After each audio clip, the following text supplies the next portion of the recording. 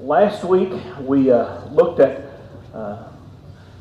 Isaiah chapter 51 and verse 1, and like I said, just to start this off with, to get us rolling into what we're going to talk about next.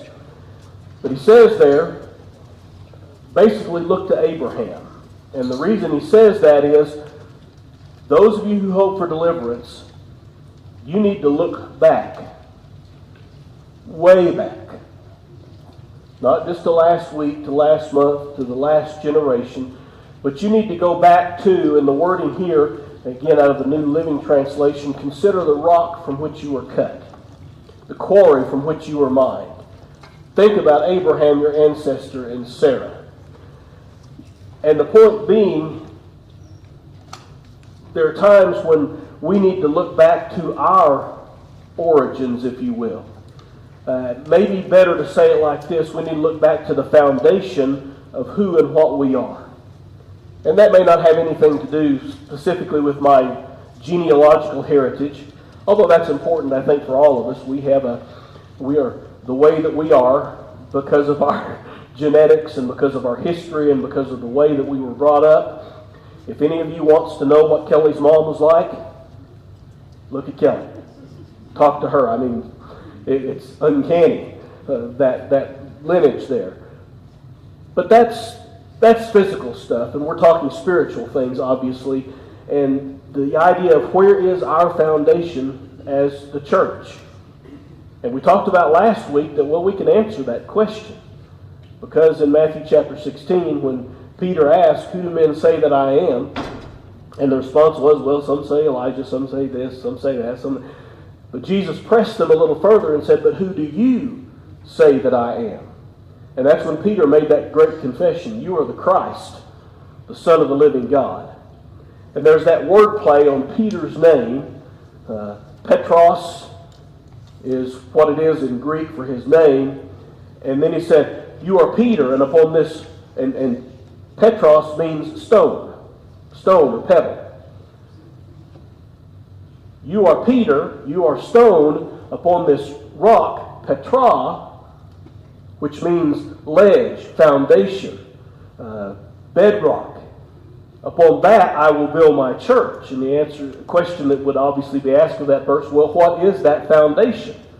Well, Peter's confession, you are the Christ, the Son of the living God. That's the foundation upon which we live. And everything else flows out of that fact. If Jesus wasn't the Christ, then none of this makes sense. If he wasn't the Son of God, none of this makes sense. But the fact that Jesus Christ was the Son of God makes all this possible. And we can never forget that or push that out of our mind, because everything we say and do and all of our actions and all of our thoughts should be centered around the fact that Jesus is the Christ, the Son of the living God. And that should influence everything that I do. And Isaiah, with God's message, points out through here that he was just one man when I called him. But when I blessed him, he became a great nation. He became, Isaiah could have said to these people, he became you. But the point of Isaiah is, where are you now? Are you in that same place that Abraham was when he was faithful? When he was asked to offer his son Isaac, he did that. God stayed his hand. We know that story. But Abraham was willing to do that. And Abraham's text even says that he knew he could raise him from the dead. Abraham was a man of faith. And so what he's trying to say, I think, to Israel here is, remember where you came from. Remember the bedrock of your faith. Not your nationality per se, although that was to them more important than it probably is to us because of the promise given to them as a nation. But putting all that aside, remember your spiritual foundation. And that is Abraham's faith and the promise made to Abraham in Genesis chapter 12. And then compare that to where you are now. And where you are now is you're worshiping idols. You're intermarrying with all these other countries that he's told you not to intermarry with. You're doing everything but what I've told you to do. And there is a coming torment, a coming tribulation for you if you don't repent. So you can look forward to that tribulation. You can say, I'm going to keep doing what I'm going to do right now and end up in that tribulation, or I can back up and look at where I should have been and start living that way. And again, that's the whole issue of the book of Isaiah. It is about Israel's unwillingness to do that.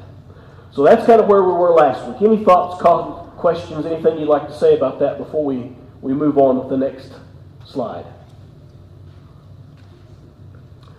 All right, listen to me, my people. Hear me, Israel.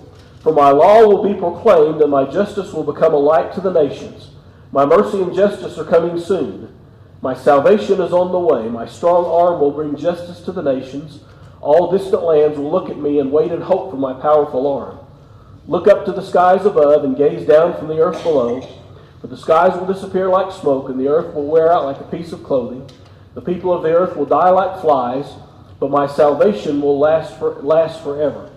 The people of the earth let me read the right line. Listen to me, you who know right from wrong, you who cherish my law in your hearts. Do not be afraid of people's scorn, nor fear their insults. For the moth will devour them as it devours clothing. The worm will eat them as it eats wool. But my righteousness will last forever. My salvation will continue from generation to generation. Again, that promise that God has made to them over and over and over and over in the book of Isaiah, of what He's going to do for them and how He's going to be with them and how He's going to help them. My law will be proclaimed, and my justice will become a light to the nations. That sounds like a positive thing, doesn't it? It doesn't say there, well, all this is going to happen, and then you're going to go back to living in your little corner of the world, and nobody's going to remember you. What's about to happen is going to be something that the whole world is going to know. And in knowing what happens to you, they're going to know about me. And the fact that I'm the one who did that. My mercy and justice are coming soon. Again, we've talked about the dual nature of prophecy. And we keep harping on that because I think it's important in understanding books like Isaiah, Jeremiah, Ezekiel, and those Old Testament prophets. The idea here is something is coming, and for those people who are getting this message from Isaiah, when is His law being proclaimed, and my justice will become a light to the nation, my salvation is on the way. When would that be for these people that He's writing to? What would be the event that heralded that? Cyrus. The return from Babylon was Cyrus. Again, he's already prophesied that, hasn't he? We've talked about that. He prophesied about Cyrus, the king, almost 200 years before Cyrus was ever born. And Cyrus would be the one who would bring the people back from the Babylonian captivity. And so the immediate context, I think, of Isaiah chapter 51 here is that. That's what he's saying to those people. What's the longer term context, though? That, again, that second layer of the prophecy. All wrapped up in Jesus. All wrapped up in Jesus. When what he's saying here, yes, fulfilled in the coming back when Ezra, Nehemiah, Esther, and all that time frame, when they all came back, it was fulfilled there, but it wasn't fulfilled in a complete sense, was it? But when Jesus comes, it is completed in a full sense, because my justice will come as a light to the nations. Who would that include? Everybody. Everybody on the face of the planet. Well, yes, there was I'm sure, a historical footnote somewhere by the nations that surrounded Israel, and they knew what happened after they came back from Babylonian captivity. And that was a big deal, and that was an important thing, but not to the extent of what happened when Jesus came. And again, when you just think about those, 15 nations 15 places that were represented in Pentecost in Jerusalem on the day of Pentecost. That's much further reaching, even in that small context, than just what we're talking about here. All of those people came and learned about Jesus and the establishment of the church, and they took that back with them to wherever they lived, and the church spread and grew, and as the detractors in Thessalonica argued, they've turned the world upside down. And they were using that in a negative sense. They're turning it upside down for bad, but in truth, they were turning it upside down for good, because they were preaching Jesus and teaching Him. And so this whole concept here is of what he's trying to say. And again, we're talking about this as we said this last week, this is a song, one of the prophetic songs, at least that's what scholars call it, in there, that meant to be sung. They're telling the story. And so Isaiah is telling the story. I don't know if Isaiah sang this when he preached it, or if he just read it, or what the case may be. But he is telling a story of what's going to happen. Of just like many songs that we have do. They kind of predict the future in some way. Not that they predict the future, but they talk about what the future may look like in that. Steve, go ahead. He talks about here too, he talks about justice, mercy, salvation, and righteousness. And it's interesting because this particular chapter, it seems like a stark contrast to what people experience. What they see with their eyes, what they wear, like as far as clothes. The things that last forever with God and His qualities versus man, and the temporal things that, don't last. Sure, Steve makes the good point that there's a difference between what we see and expect in a physical sense, whereas God's view is not so much that, but the larger spiritual sense that he's talking about here in the eternal salvation of our souls. So again, the idea here, my strong arm will bring justice to the nations. All distant lands will look to me and wait in hope for my powerful arm. Look up to the skies, gaze down on the earth below, look around. Here's what's going to happen. The skies are going to disappear. The earth will wear out like a piece of clothing. The people of the earth will die like flies, but my salvation lasts forever. And I think he's talking about exactly what Steve's talking about here. All this physical stuff, it's temporary. It's not going to last. It's going to end at some point. But what I'm talking about is that which lasts forever, that spiritual component of our lives. My righteous rule will never end. Earth will end. Your situation will end. Maybe even your life will end. But God's righteousness will go on forever. And if we are following God at that time, the implication is what? We're going to go on with Him forever as well. And then verse 7. Listen to me, you who know right from wrong. You who know right from wrong. Did all of Israel at this time know right from wrong?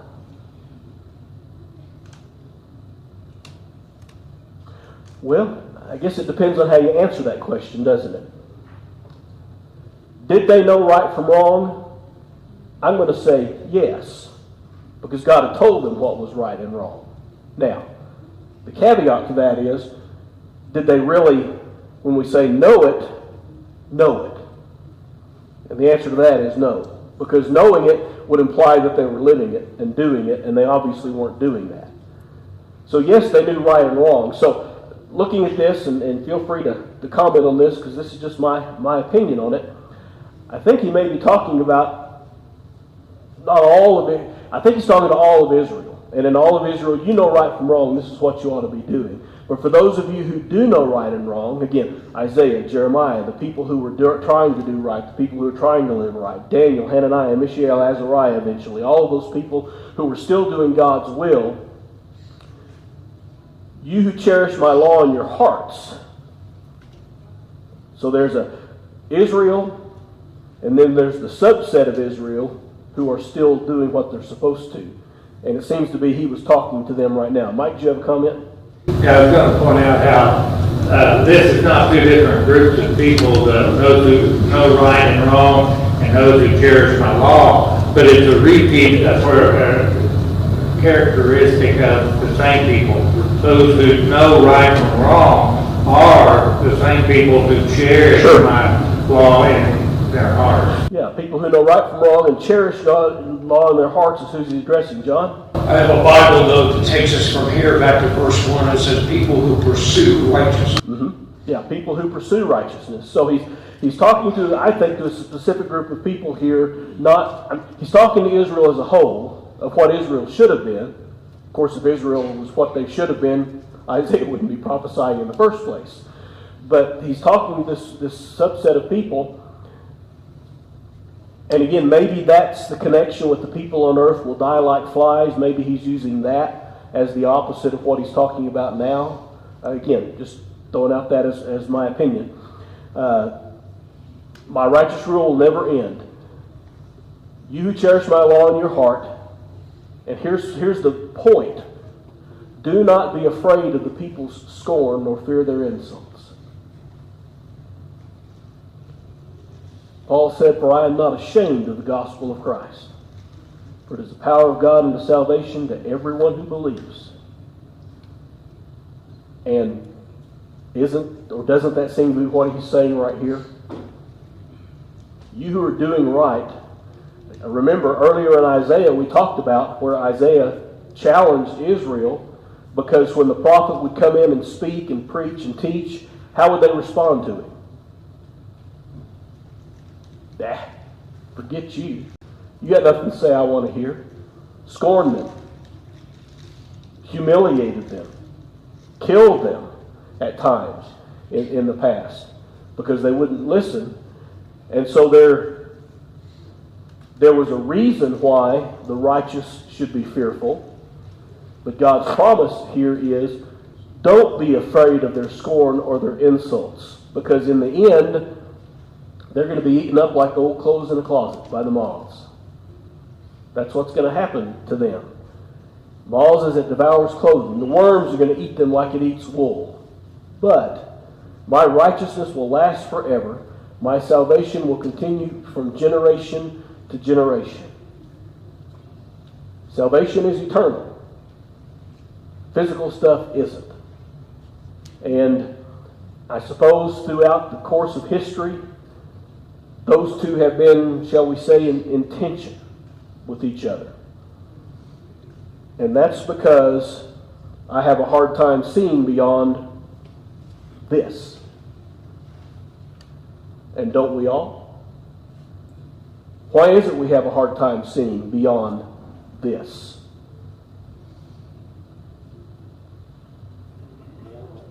We're mortal.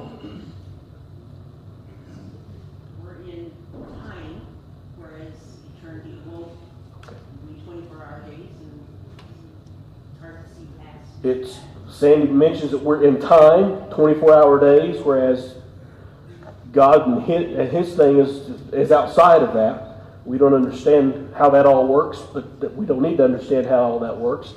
But that we're stuck here from the time I was born, way back in, well, you don't even know when I was born, till the time that I die. That's my scope of focus. That's what I see. That's what I know. I know about the time before me, and I can imagine the time after me, but I'm focused in that, and that's all I can see. And it takes an effort on my part to think, what's that phrase, let's think outside the box. To think outside what I can see and realize that there is a whole bigger world out there, whole bigger universe, whole bigger existence out there than just what I'm seeing now. But I am so wrapped up in what's going on in my life and what's going on in this world right now, sometimes it's hard to see that. And sometimes what's going on around me hinders me from thinking that.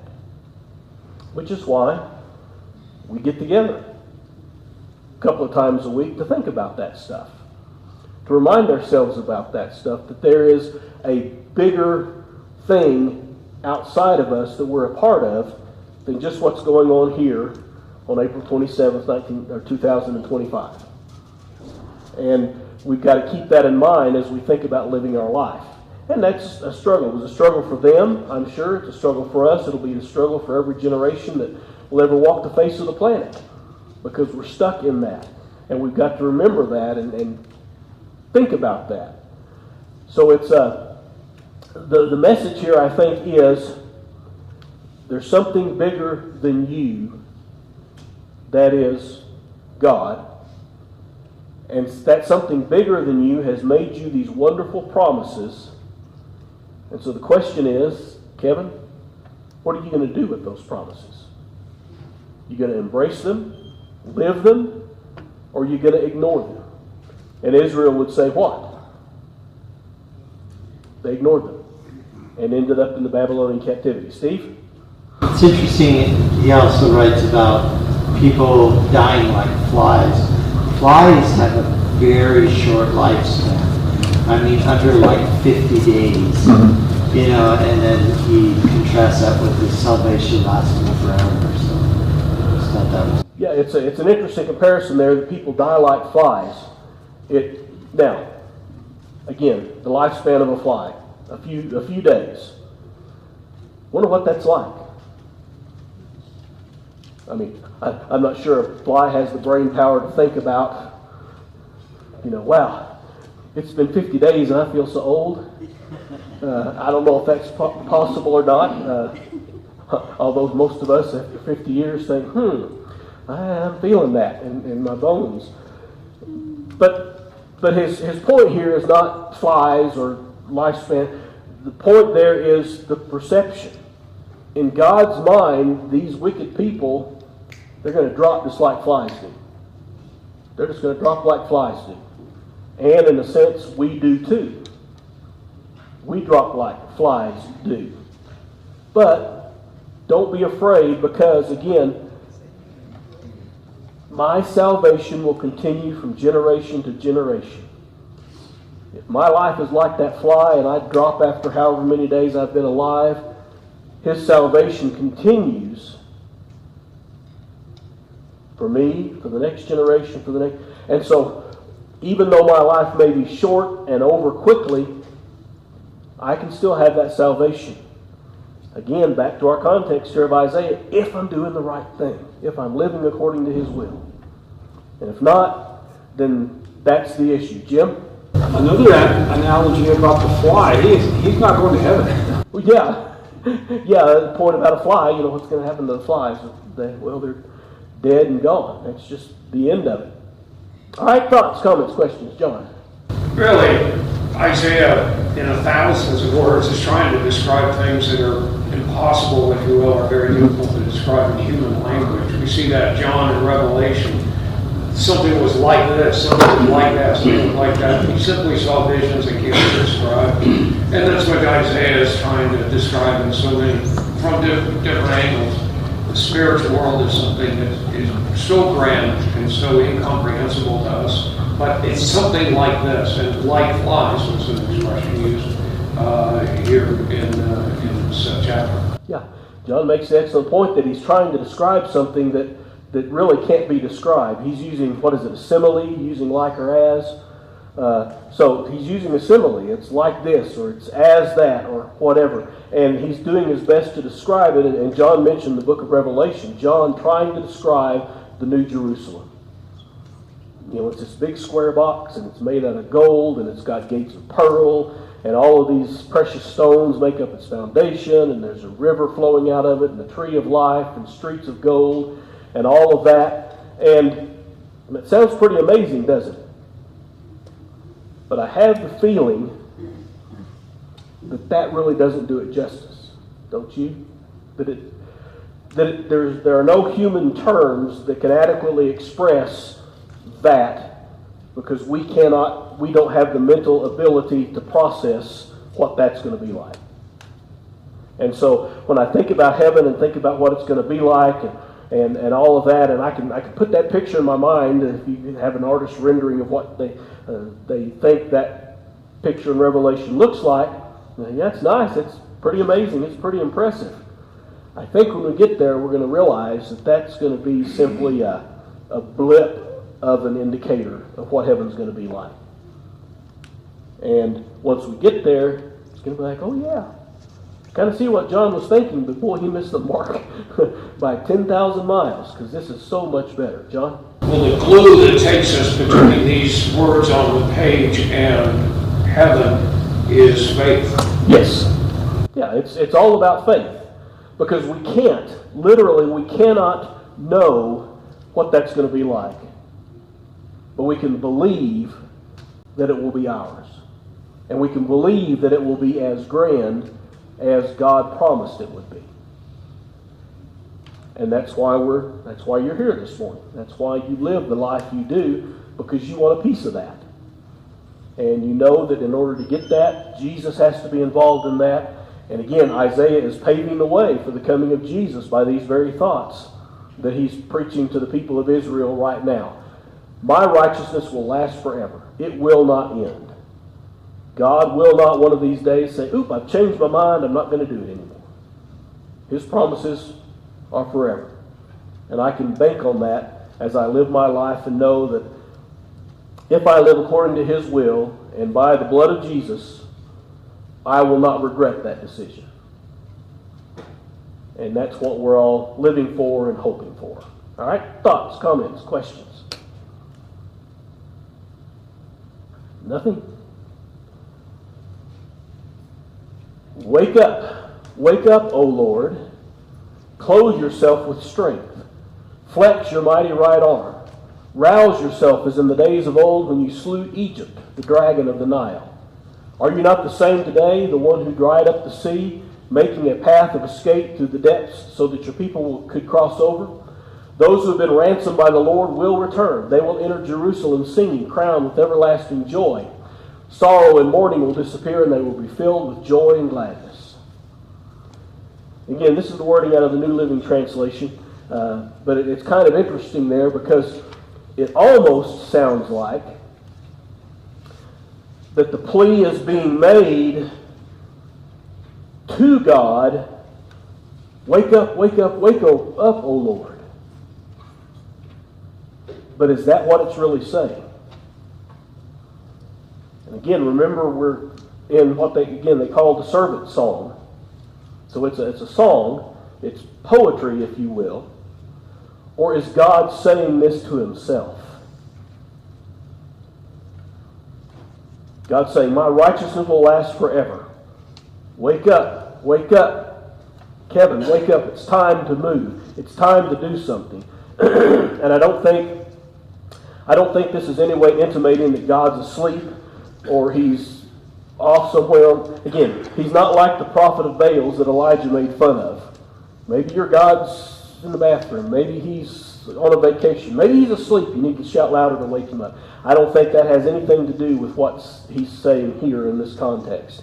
I think what the message here is, God's saying to Himself, for Israel's benefit, it's time to do something about this. It's time to wake up, clothe yourself with your strength, flex your mighty right arms, rouse yourself in the days of old when you slew Egypt.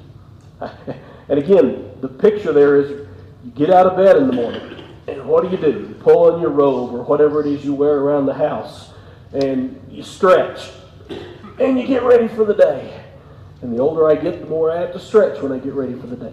But that's the picture I see that he's saying there.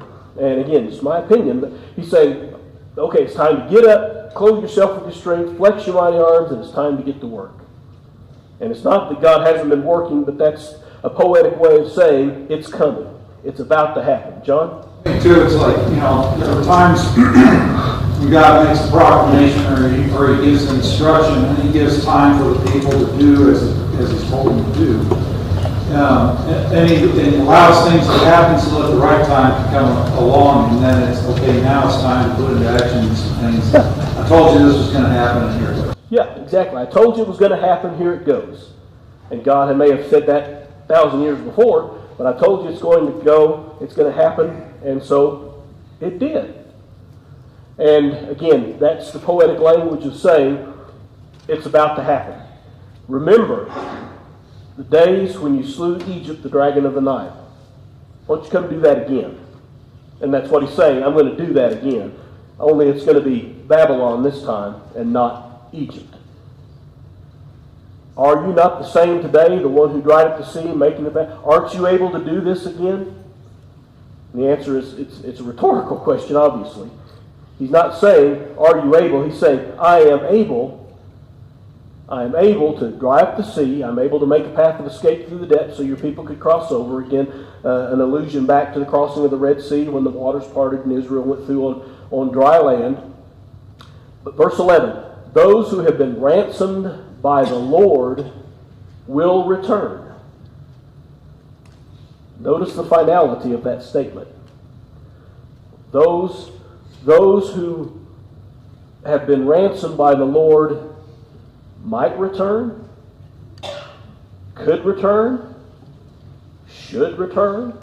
No, it doesn't say that. It says will return.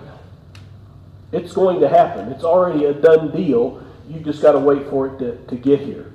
They will enter Jerusalem singing, crowned with everlasting joy. Sorrow and mourning will disappear. They will be filled with joy and gladness. And we've alluded to this fact that we wonder what it was like when that first group of returning captives crossed that last hill and could see Jerusalem in the distance.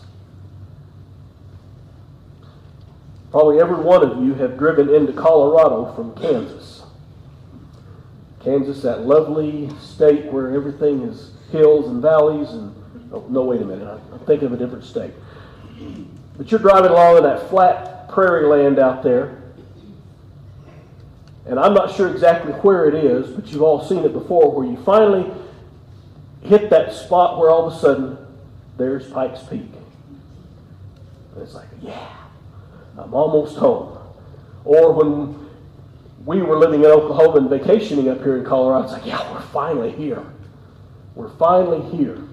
And I wonder what it was like for those people who were coming back from Babylonian captivity when they first saw Jerusalem. And the joy and the contentment that they had because they knew they were finally coming home. And again, magnify that into the future. One of these days where we are standing before God, and He says to us, enter in, thou good and faithful servant. And we cross, and this is metaphorically obviously, we cross that hill and get our first look at heaven. I think that's what He's talking about here. Israel's going to rejoice when they come back from Babylonian captivity. We are going to rejoice when we leave the captivity of this physical world and spend our eternity with Jesus. Singing, crowned with everlasting joy. Again, sorrow and mourning will disappear. Did sorrow and mourning disappear for the exiles who returned to Jerusalem? Well, no. Can, as long as they live on this side of eternity. And so again, that dual nature of the prophecy of Isaiah, they were singing in joy and happiness, and in a sense, sorrow and mourning disappeared from what they had been experiencing back in Babylon. But it's going to be complete in the sense with Jesus. And that's the beauty of Isaiah. You've got this initial fulfillment of prophecy that's going to happen in the near future for ancient Israel. And you've got that long-term prophecy that's all wrapped up in Jesus, where it's going to be final and forever that all these promises come true, filled with joy and gladness. All right? Thoughts, comments, questions? We're about out of time, but we'll go ahead and start. I am the one who comforts you. Again, God is speaking here through Isaiah. And again, He just told Himself to wake up in the last few verses. And now He says, I am the one who comforts you. Your comfort is in me. So then why are you afraid of mere humans who wither like grass and disappear? Why are you afraid? New Testament, we're told, don't fear those who can kill the body, but fear whom? He who can destroy body and soul in hell. Don't be fearful of them. They and their actions, even if they do take your life, cannot pull you from that eternal reward. nor can that happen to us. They can take our lives. Our lives can be forfeit for the cause of Christ, but that will not pull us away or separate us from that eternal reward that God has for us. And they will disappear like grass. We know the end for those people who are evil, and we have to keep that in mind. Yet, and this ugly specter keeps raising its head in the book of Isaiah, you've forgotten the Lord your Creator. You've forgotten. The one who stretched out the sky like a canopy and laid the foundations of the earth. Will you remain in constant dread of human oppressors? Will you continue to fear the anger of your enemies? Where is their fury and anger now? It's gone. It's gone. Again, he's talking about this in the sense that it's a done deal. In God's mind, it's already happened. Even though for Israel, and even though for us, it hasn't happened yet. God knows the end of the story. So he's telling us as though the final credits are rolling and we already know what happened. Will you continue to fear the anger of your enemies? Where is their fury and anger now? It's gone. Soon, all you captives will be released. Imprisonment, starvation, and death will not be your fate. For I am the Lord your God who stirs up the sea and causes its waves to roar. My name is the Lord of heaven's armies, and I put my word in your mouth and hidden you safely in my hand. I stretched out the sky like a canopy and laid the foundations of the earth. I am the one who says to Israel, you are my people. Soon all you captives will be released. And again, here's where it's interesting, and I find it fascinating that Isaiah is prophesying this 200 years before this is going to happen. And yet he's saying, you've been released. It's done. It's done. We're just not there yet. And that's the point I think that he's trying to make. I am the Lord your God who stirs up the sea. I can do anything. But imprisonment, starvation, and death will not be your fate. And I think that's his message for us today. That's not our fate. Our fate is the glories of heaven. Spending eternity with God. And that's why I live my life of faith now, so that I can enjoy that, because it's already a done deal. And it was done when Jesus died on the cross and rose out of that grave. All right, appreciate you being here this morning. We'll talk there some more next week.